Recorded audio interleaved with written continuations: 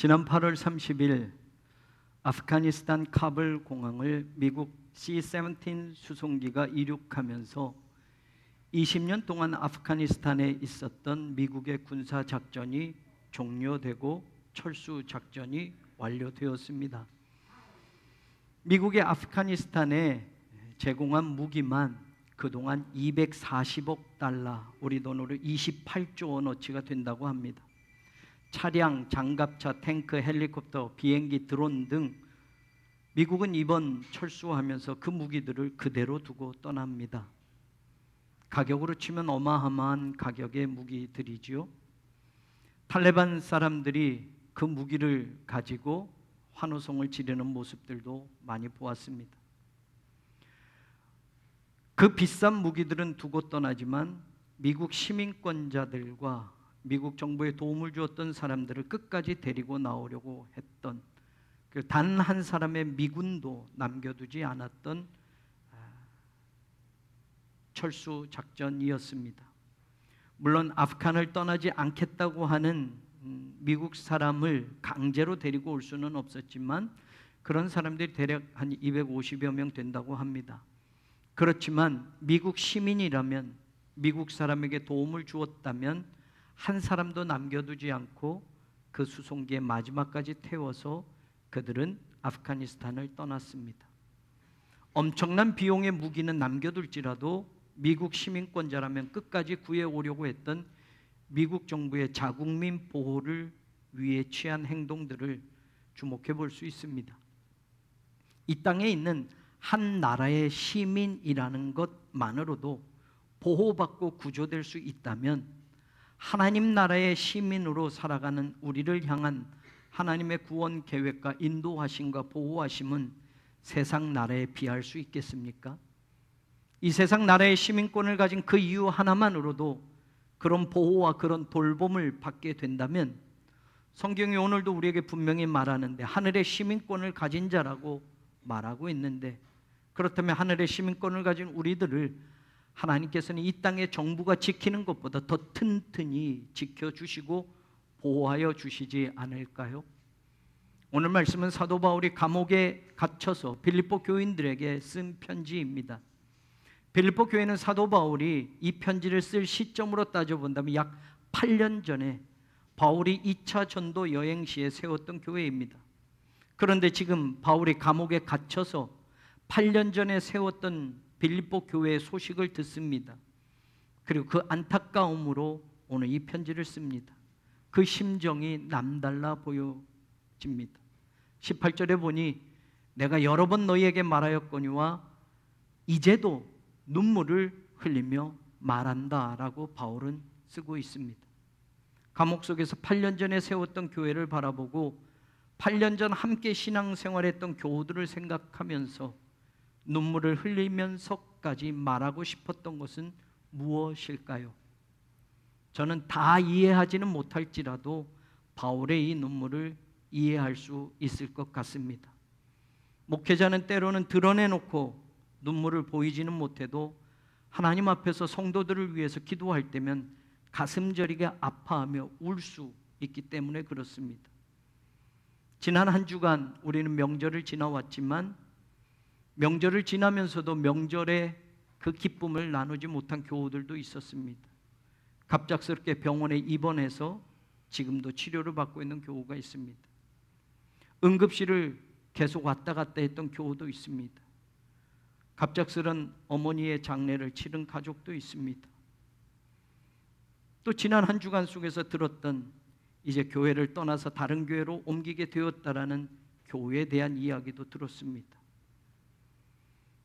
성전 건축의 과정 속에서 여러 가지 어려움이 있지만 억울한 토지세가 지난 한 주에 또 3,600만 원이 이번 주까지 내야 되는 그 세금이 또 나와서 여러 가지 방법으로 또 억울함을 호소하고 작년에도 이의 신청을 했지만 받아들여지지 않았고 올해도 그 토지세에 대한 세금 고지서를 받으면서 너무나 마음이 또 혼란스러웠습니다.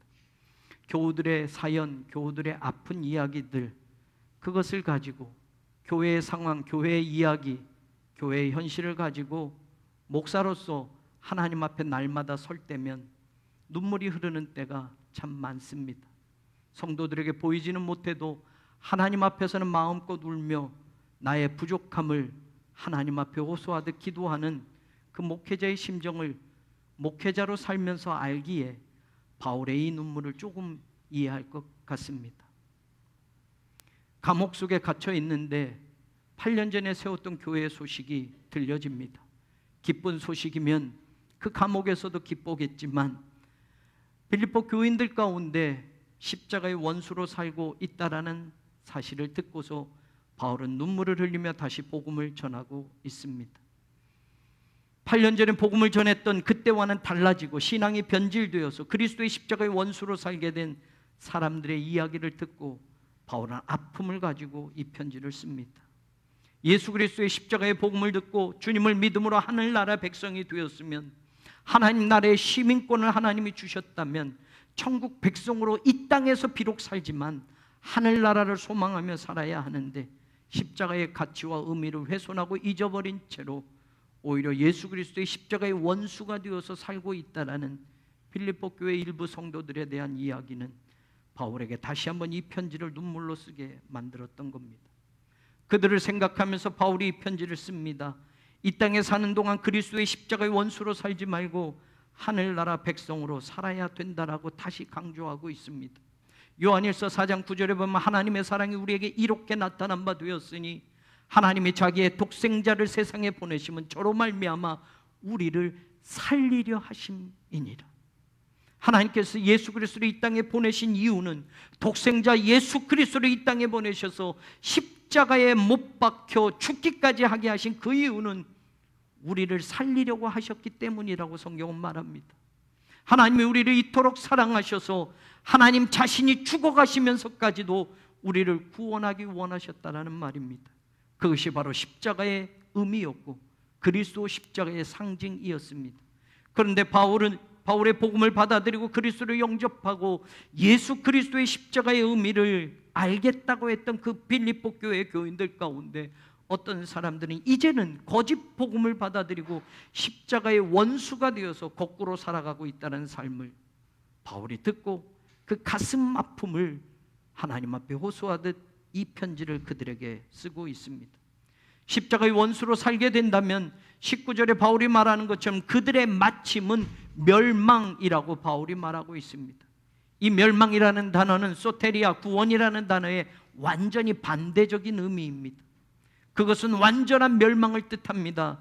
구원받는 백성에게 천국이 보장되었다면 이들의 운명은 결국은 지옥밖에는 없다라는 것을 강조하는 것입니다. 계속해서 그들의 신은 배요라고 말합니다. 그들이 하나님을 믿는다고 하지만, 그들이 하나님을 알고 있다고 하지만 그들이 진짜 섬기는 하나님은 자기 배라는 겁니다. 이 배는 사람의 신체의 일부인 배를 뜻하는 단어이지만 끊임없이 세상 것을 채우는 사람의 욕망을 상징하는 단어입니다. 결국 그들의 신앙의 목적, 그들의 신앙의 행동은 자신들의 욕망과 욕심을 채우기 위한 것밖에는 없다라는 겁니다. 나머지 바울이 덧붙여서 그들의 영광은 부끄러움에 있고 땅의 일을 생각하는 자라고 말합니다. 부끄러움이라고 번역된 이 단어는 원래 벌거벗은이라는 뜻입니다. 실제로 너희들은 벌거벗은 창피한 상태로 있는데 그것도 모르고 너희들 스스로 영광이라고 착각하며 살아가고 있다라고 바울이 말하는 겁니다.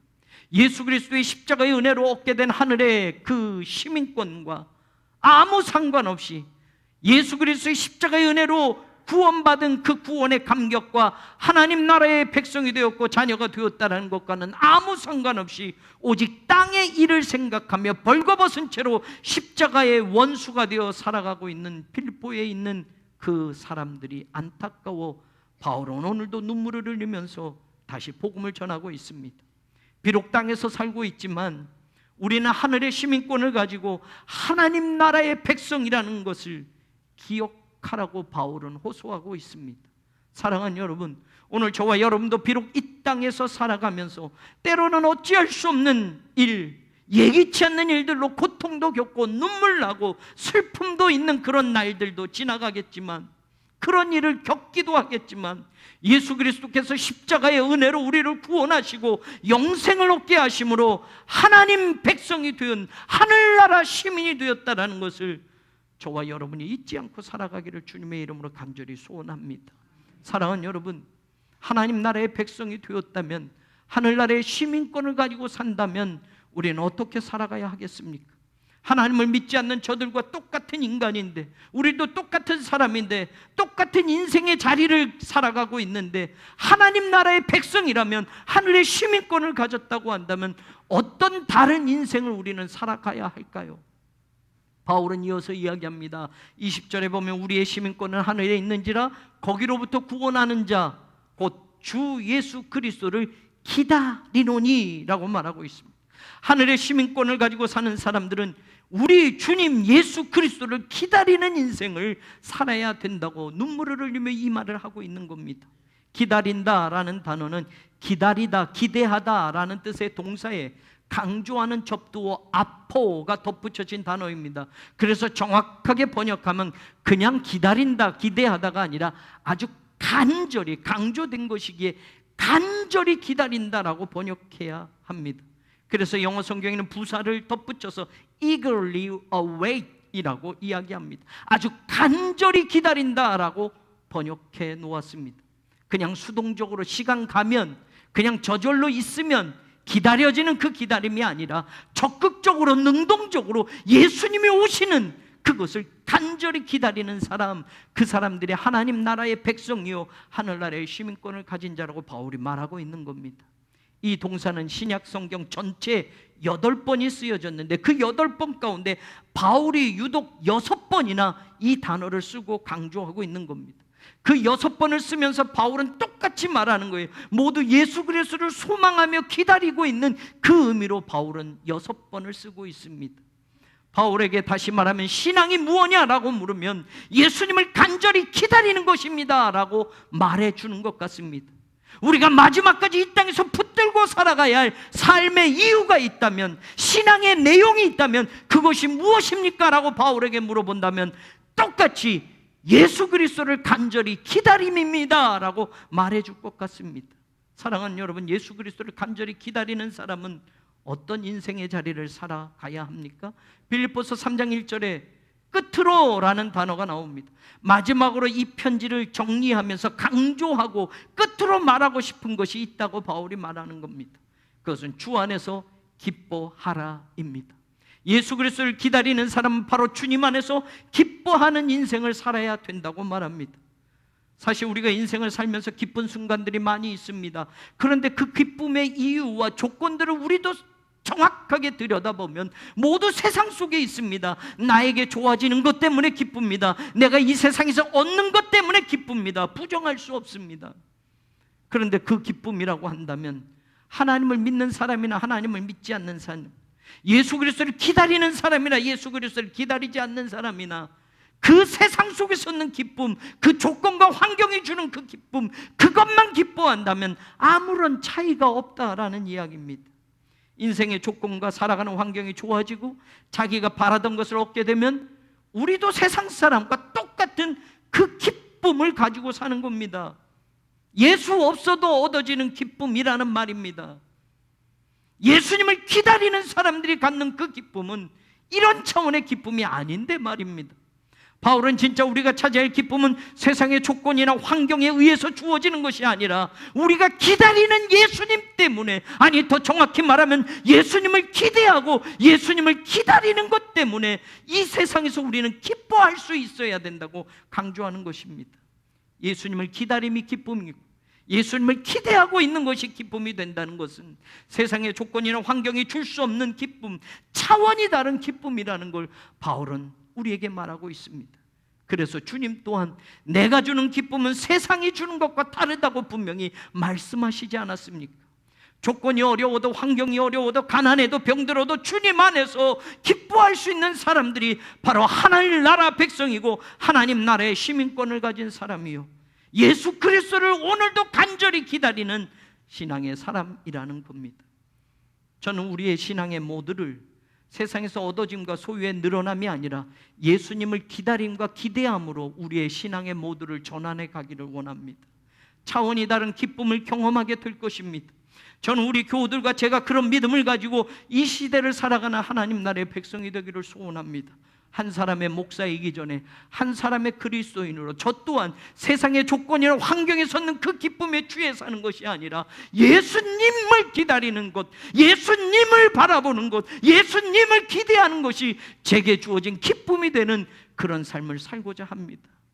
우리 성도들 또한 그 기쁨을 얻는 사람들이 되기를 원합니다.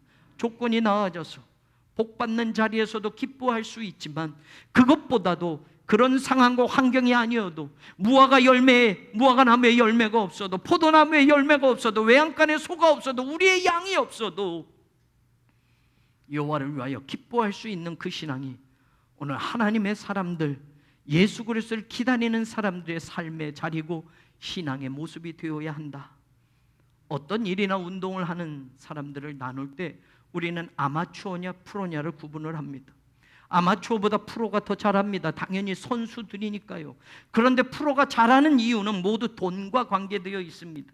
자기 몸값을 어떻게 책정해 주느냐, 어느 정도로 자기를 인정해 주느냐, 그것에 따라서 프로 선수들은 소속팀을 자의로 옮기기도 하고 타의로 옮겨지기도 합니다. 아마추어는 동호회 수준입니다. 돈이 연결되어 있지 않습니다. 오히려 자신들이 회비를 내고 자신들이 경비를 각출해서 그 일을 하고 그 운동을 합니다. 왜 그런가요? 그 일이 좋기 때문에 그렇습니다. 그 운동이 좋기 때문에 그렇습니다. 아마추어라는 단어는 라틴어 아모르, 사랑에서 나오는 말입니다. 아마추어야말로 진짜 그 일을 사랑하기 때문에 모인다라는 겁니다. 아마추어야말로 돈에 의해서 움직이는 것이 아니라 그 운동이 좋아서 모인다라는 겁니다. 프로로 일하는 사람이나 프로로 운동하는 사람들은 대부분 아마추어보다 훨씬 더 잘합니다. 그래서 그 프로들은 자신이 하는 만큼 자신의 몸값을 높여갑니다. 그런데 문제는 프로들은 돈에 의해서 자신의 팀을 바꿀 수 있다는 말입니다. 아무리 그 팀에 오래 몸담고 정이 들었어도 내가 바라는 만큼 나를 대우해 주지 않으면 몸값을 더 많이 주고 나를 인정해 주고 나를 알아주는 팀으로 이적을 요구합니다. 사랑이 아니라 돈이 더 중요한 기준이기 때문에 그렇습니다. 우리가 신앙생활하면서도 프로처럼 하려고 합니다. 하나님을 사랑해서가 아니라, 예수님을 사랑해서가 아니라, 교회를 사랑해서가 아니라 나에게 무언가를 많이 주기를 바라고 나를 알아주기를 바라고 내가 대우받기를 바라면서 프로같이 신앙생활 하려고 합니다. 하나님이 매년 내가 기대하는 수준만큼 돈도 벌게 해주시고 세상에서 유명해지게도 해주시고 더 좋은 조건과 환경을 계속해서 내가 교회 다니는 횟수만큼 내가 신앙의 자리에 있었던 연수만큼 나를 대우해 주셔야 교회 일도 제대로 하고 봉사도 열심히 하고 심지어는 예배도 드려주는 것처럼 프로 같은 신앙생활을 하려고 합니다. 일단 쌓을 곳이 없도록 재물을 부어주셔야 11조를 하겠다고 합니다. 사실 그 11조도 온전한 11조, 성경이 말하는 11조가 아니라 그냥 내가 대충 정해서 한 달에 얼마 11조 드리면 되겠지 않은 그런 11조를 드리면서도 말입니다. 그런 11조는 모든 것이 내 것이라고 하는 사람들이 드리는 11조입니다. 그러나 온전한 11조는 모든 것이 하나님의 것입니다. 하나님이 주신 것입니다. 하나님이 10의 9를 나에게 주셨고 10의 1은 하나님에게 드리라고 하셨기에 하나님 모든 것을 주심을 감사하며 내 신앙을 고백합니다 하는 것입니다. 성경에서 말하는 온전한 11조를 드리지도 못하면서 내 몸값, 내 대우를 주장합니다. 하나님의 말하는 진정한 봉사, 그리스도를 위해서 살고 교회를 위해서 희생하고 봉사하는 삶을 살지도 않으면서 나를 먼저 알아달라고 합니다. 내 몸값을 달라고 합니다. 나를 대우해달라고 합니다. 그렇게 프로처럼 신앙생활하려고 합니다. 나를 위해서 십자가에서 죽으신 예수 그리스도의 피값을 제대로 아는, 그래서 주님을 사랑하는 그 사랑 하나만으로도 내 전부를 예수 그리스도의 피값으로 세우신 이 교회를 위하여 드릴 수 있고, 나를 위해 그 피를 전부 쏟으시고 죽기까지 십자가에서 나를 사랑하신 예수님을 위하여 헌신할 수 있는 그 사랑, 바로 아마추어라는 이 뜻처럼 그런 신앙인이 우리가 되어야 하는데, 세상의 조건과 환경, 나를 대우하고 내게 주는 몸값을 먼저 생각하는 프로같이 내 삶의 자리도 신앙생활도 그리 가려고 합니다. 그런 신앙의 자리에서 예수님을 기다리는 우리의 삶에 하늘의 기쁨을 맛보게 하시는 하나님의 은혜, 바로 그리스도를 사랑하는 그 사랑 하나만으로도 내가 섬기는 교회가, 내가 하는 그 모든 일이 하나님의 영광과 이어지기를 원하는 바로 그 신앙의 삶에 오늘 하나님이 주시는 그 기쁨, 그 차원이 다른 기쁨의 은혜가 저와 여러분의 것이 되어질 줄로 믿습니다. 그래요, 여러분. 신앙은 어떤 면에서는 프로같이 열심히 잘하는 것이 좋은 것 같지만 조건에 따라서 바뀌어지고 환경에 따라서 움직이는 신앙이 아니라, 조건과 환경은 변한 게 없어도 내가 주님 한 분을 그저 사랑하는 것, 그것 하나로도 오늘 저와 여러분이 주 안에서 기뻐할 수 있다면 그게 진정 하늘나라 백성의 삶이고, 그게 진짜 시민권자로 사는 삶이라는 것, 오늘 바울이 울면서 이 말을 하고 싶었던 겁니다. 하나님이 나를 위해서 독생자 예수 그리스도를 보내주시고 십자가에서 죽기까지 나를 사랑하셨다라는 그 사실, 그 십자가의 가치를 잊어버리지 아니하고 주님 한 분으로 만족할 수 있고 주님 안에서 살 수 있다면, 세상의 조건과 환경이 주는 기쁨이 나에게 오지 않는다 하더라도 나는 주님이 오시는 그날까지 주님 안에서 기뻐할 수 있는 진정한 신앙인으로 살아갈 수 있게 될 줄로 믿습니다. 그 기쁨을 가지고 주님을 기다리면서 오늘 우리가 또 주목해봐야 할 신앙의 모습을 바울은 3장 3절에서 말합니다. 하나님의 성령으로 봉사하며, 여기에 쓰여진 봉사라는 단어는 정확히 말하면 예배하다입니다. 그래서 영어 성경에 보면 worship이라고 번역하고 있습니다. 봉사하면 우리는 교회에서 일을 하거나 세상에서 하나님의 일을 하는 것을 이야기하지만, 원래대로 이야기한다면 성령으로 예배하라는 겁니다. 예수님을 열심히 간절히 기다리는 사람은 예수님 때문에 기뻐하면서 성령으로 예배하는 자리를 잃어버리지 말아야 된다고 바울은 감옥에서 울며 이 편지를 쓰고 있는 겁니다. 그만큼 주님을 기다리는 신앙의 자리에서 예배가 얼마나 중요하다는 것은 바울이 말하고 싶었던 겁니다. 예배는 바로 신앙과 믿음의 바로미터가 됩니다. 요즘 같은 코로나 상황에서 예배의 중요성은 아무리 말해도 지나치지 않습니다. 예수님께서도 요한복음 4장 24절에 하나님은 영이시니 예배하는 자가 영과 진리로 예배할지니라 라고 말씀하셨습니다. 영이신 하나님을 참으로 예배하는 자들은 하나님의 성령과 더불어 예배하는 자들이어야 합니다. 저는 우리의 예배가 성령과 더불어 드리는 예배가 되기를 원합니다. 하나님의 성령이 우리 속에 내주하셔서 말할 수 없는 탄식으로 우리를 도우시며 간구하시는 기도가 있는 예배가 바로 우리의 예배의 자리가 되기를 원합니다. 하나님의 말씀 속에 하나님의 영이 깨닫게 하시는 진리의 말씀이 선포되어지고 생명의 젖줄과 같은 하나님의 말씀이 우리 영혼을 살리고 우리 인생의 방향을 다시 하나님께로 돌이키게 하는 회개와 용서가 선포되어지는 그 말씀이 살아있는 예배가 바로 오늘 우리의 예배의 자리가 되기를 원합니다. 요한복음 16장 13절 14절에 보면 진리의 성령이 오시면 그가 너희를 모든 진리 가운데로 인도하시리니 그가 스스로 말하지 않고 오직 들은 것을 말하며 장래 일을 너희에게 알리시리라. 그가 내 영광을 나타내리니 내 것을 가지고 너희에게 알리시겠습니다. 예수님이 보내실 성령을 대해서 말씀하시는 장면입니다. 예배는 성령님이 우리를 진리 가운데로 인도하심을 확실하게 체험하는 자리입니다.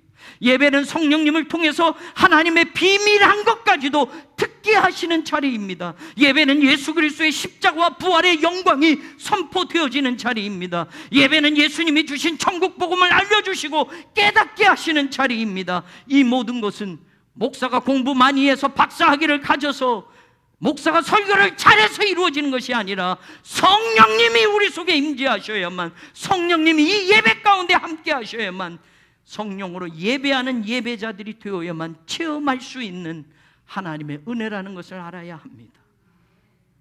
에베소서 2장 18절에 사도 바울은 또 이렇게 말합니다. 우리 둘이 한 성령 안에서 아버지께 나아감을 얻게 하려 하심이니라.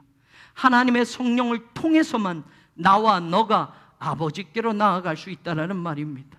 나와 너 사이에 있던 모든 장벽이 무너지고 십자가로 한 몸을 이루셔서 하나님과 화목하게 하시며 하나 되게 하시는 은혜를 바로 성령의 역사를 통해서 경험하며 예배 자리로 나가게 하신다라는 겁니다. 성령 안에서 이루시는 하나님의 역사, 진정한 예배의 자리가 바로 그것이라고 오늘 우리에게 깨닫게 하는 겁니다. 한 성령으로 예배하는 자들은 세상에서 신분 고하를 막론하고 가진 것 못 가진 것을 막론하고 귀천을 막론하고 아버지 앞에 예배자로 서게 하셔서 하나님 앞에 나아가게 하시는 은혜를 체험하게 하십니다. 그래서 예배자의 얼굴이 환해집니다. 예배자 예배 후에 발걸음이 힘이 있게 됩니다. 예배자의 인생의 방향이 예배 후에는 성령님의 인도하심대로 나아가게 되는 것입니다. 하늘의 백성으로 이 세상에서 다시 오실 예수님을 기다리는 모든 빌립보 교인들에게 눈물을 흘리며 오늘 이 복음을 전하고 있는 바울의 그 심정이 비록 2000년이 지났지만 오늘 저와 여러분들에게 동일하게 채워질 수 있기를 주님의 이름으로 축원합니다. 십자가의 원수가 되어서 멸망으로 가는 인생이 되지 말고 자신의 배를 채우며 벌거벗은 자신의 부끄러움도 모른 채 끊임없는 욕망의 주머니만 키워가는 땅의 신앙인이 되지 말고 우리를 구원하시는 예수 그리스도를 간절히 기다리는 하나님 나라의 신앙, 하늘의 소망의 신앙이 저와 여러분의 것이 되기를 우리 주님 예수 그리스도의 이름으로 간절히 축원합니다. 하나님, 예수 믿고 달라진 것이 무엇입니까? 교회 다니고 달라진 것이 무엇입니까? 십자가의 은혜로 구원받고 달라진 것이 무엇입니까? 이전보다 조금 더 잘 살게 된 거요? 이전보다 세상에서 더 가진 것이 늘어난 거요? 그럼에도 불구하고 내게는 기쁨이 없다면, 예수님을 기다리는 소망이 없다면 그것이 진짜 믿음의 자리입니까? 우리가 추구하는 믿음의 그 자리가, 우리가 하나님께 기도하며 원하는 그 신앙의 자리가 언제나 세상 이 땅의 것만 있는 것은 아닌가요? 예수님을 기다리는 사람들, 그 간절한 기다림 속에 오늘도 주님 때문에 기뻐할 수 있고 오늘도 성령으로 예배할 수 있는 그 자리에 함께 있는 성도들이 되게 하여 주옵소서. 하늘나라를 소망할진대 이 땅에서 일어나는 일들과 이 땅에서 안타까운 일들 속에 내 믿음이 흔들려지지 않게 하시고 하늘나라를 바라보는 하나님의 자녀들이 되게 하시고, 바울이 빌립보 교인들을 향하여 눈물을 흘리며 이 편지를 썼던 것처럼 그 눈물로 이 복음이 우리에게 다시 전해지게 하시고 하나님의 말씀만 들려지게 하셔서 이 시대에도 하나님을 사랑하는 백성들, 하나님을 소망하는 백성들, 예수 그리스도의 십자가의 은혜와 가치를 제대로 알고 살아가는 백성들, 그들이 오늘 우리가 되게 하여 주옵소서. 예수님 이름으로 간절히 기도하옵나이다. 아멘.